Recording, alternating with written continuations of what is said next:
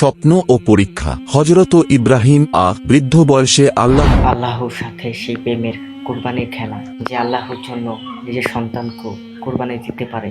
আর আমরা আজকাল এই দুনিয়ার আসসালামু আলাইকুম। গাইস, আশা করি সকলে অনেক ভালো আছেন।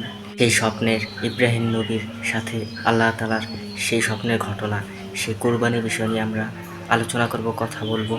সকলে ভিডিওটা শুনবেন আর নিজের ঈমানটা মজবুত করুন। স্বপ্ন ও পরীক্ষা। হযরত ইব্রাহিম বৃদ্ধ বয়সে আল্লাহর কাছে একটি নেক সন্তানের দোয়া করেছিলেন। আল্লাহ তাকে ইসমাইল কে দান করলেন। যখন সেই প্রাণপ্রিয় সন্তান পিতার সাথে চলাফেরা করার বয়সে পৌঁছালেন, ঠিক তখনই আল্লাহর পক্ষ থেকে কঠিনতম পরীক্ষা এলো। ইব্রাহিম স্বপ্নে দেখলেন যে তিনি তার প্রিয়তম সন্তানকে আল্লাহর রাহে কুরবানি করছেন।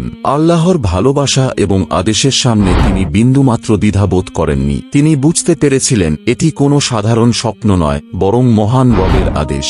পিতা ও পুত্রের সংলাপ। ইব্রাহিম তার পুত্রকে ডেকে বললেন, হে বৎস, আমি স্বপ্নে দেখেছি যে তোমাকে জবেহ করছি। এখন তোমার অভিমত কি বলো? পুত্রের উত্তরটি ছিল ইতিহাসের সবচেয়ে বিস্ময়কর এবং আল্লাহ প্রেমের চরম নিদর্শন। কিশোর ইসমাইল বিন্দুমাত্র বিচলিত না হয়ে বললেন, হে আব্বাজান, আপনি যা আদিষ্ট হয়েছেন তাই পালন করুন।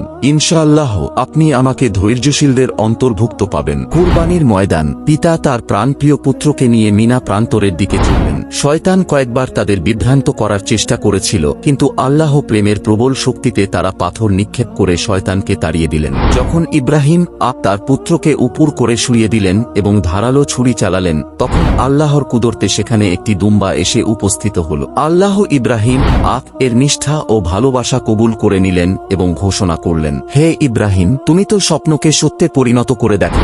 গল্পের শিক্ষা।